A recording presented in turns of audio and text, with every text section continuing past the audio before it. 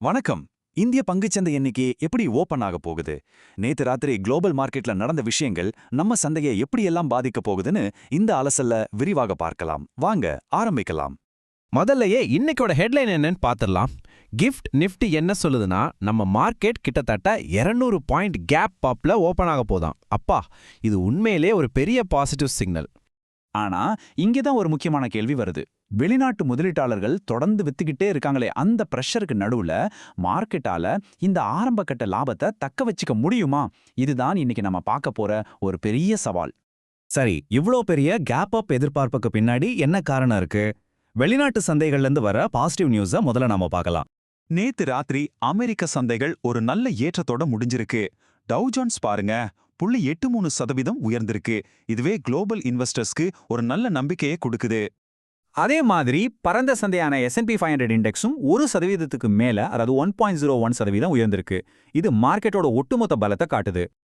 இப்ப பாருங்க, இதுல ரொம்ப சுவாரஸ்யமான விஷயம் என்னன்னா, டெக்னாலஜி பங்குகள் அதிகமா இருக்கிற நாஸ்டாக் தான் எல்லாத்தையும் விட சூப்பரா பெர்ஃபார்ம் பண்ணிருக்கு.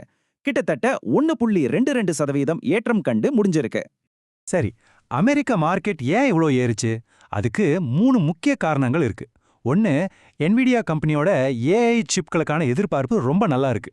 ரெண்டாவது, அமெரிக்க ஃபெடரல் வங்கி வட்டி விகிதங்களை இப்போதைக்கு உயர்த்தாதுன்னு ஒரு பரவலான நம்பிக்கை. கடைசியா, மார்க்கெட் இனிமே சரியாதுன்னு நினைச்சு ஷார்ட் பண்ணவங்க எல்லாம் பங்குகளை திரும்ப வாங்கியிருக்காங்க. அதாவது ஷார்ட் கவரிங் நடந்திருக்கு.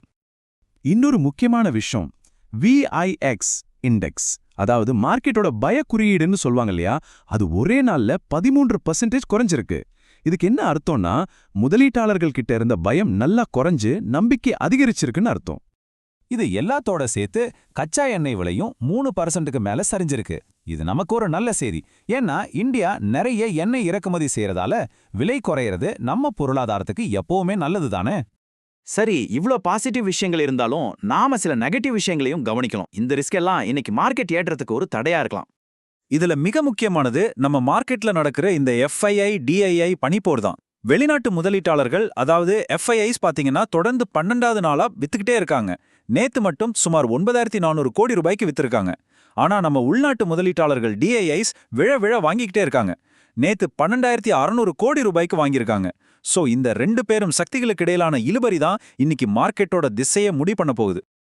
குளோபல் பாலிடிக்ஸ்லயும் கொஞ்சம் டென்ஷன் இருக்கு. ஈரானுக்கு எதிராக ஒரு கூட்டணியை உருவாக்க அமெரிக்கா ட்ரை பண்ணது. ஆனா UK, ஜெர்மனி, ஜப்பான் மாதிரியான முக்கிய நாடுகள் இதுக்கு தயக்கம் காட்டுறாங்க. இன்னொரு பக்கம் டொனால்ட் ட்ரம்ப் நேட்டோ நாடுகள், சீனான்னு எல்லாரையும் மிரட்டிட்டு இருக்காரு. இதனால திடீர்னு புதுசா ட்ரேட் வார் மாதிரி ஏதாவது வந்துடுமோன்னு ஒரு பயம் இருக்கு. இந்த சூழ்நிலைய இந்த ஒரு வரி ரொம்ப அழகா சொல்லுது. இப்போதைக்கு சென்டிமெண்ட் பாசிட்டிவா இருக்கு. ஆனா இது நீடிக்குமா இல்லையான்னு காலம்தான் சொல்லணும். இதுதான் இன்னைக்கு மார்க்கெட்டோட நிஜமான நிலைமை. இப்போ டெக்னிக்கலா சார்ட்ஸ் நமக்கு என்ன சொல்லுது அப்படின்னு பார்ப்போம். நிஃப்டி, பேங்க் நிஃப்டியோட பிரைஸ் ஆக்ஷன் என்ன சிக்னல் கொடுக்குது? நேத்து நிஃப்டியோட டெய்லி சார்ட்ல பியர்சிங் லைன் அப்படின்னு ஒரு பேட்டர்ன் உருவாகியிருக்கு. இது ஒரு புல்லிஷ் ரிவர்சல் சிக்னல்.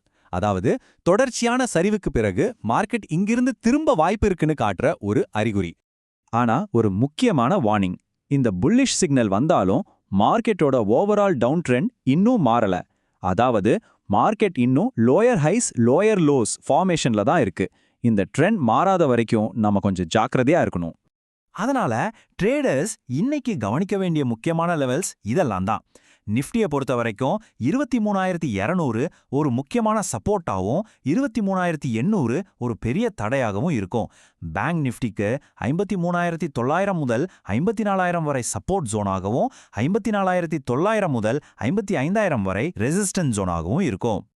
கடைசியா இன்னைக்கு மார்க்கெட்டோட மொத்த படத்தையும் ஒரு தடவை பார்த்துடலாம். சொல்லப்போனா இது 2 எதிரெதிர் சக்திகளுக்கு நடுவுல நடக்க போற ஒரு பெரிய இழுபறி போட்டி தான். இந்த ஸ்லைட்ல பாருங்க, நிலைமை ரொம்ப தெளிவா புரியும்.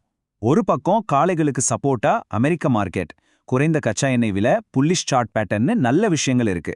இன்னொரு பக்கம் கரடிகளுக்கு சப்போர்ட்டா FIIகளோட தொடர் விற்பனை, குளோபல் டென்ஷன், அப்புறம் மார்க்கெட்டோட டவுன் ட்ரெண்ட்னு நெகட்டிவ் விஷயங்கள் இருக்கு. ஆக இன்னைக்கு நாம பதில் தேட வேண்டிய கேள்வி இதுதான்.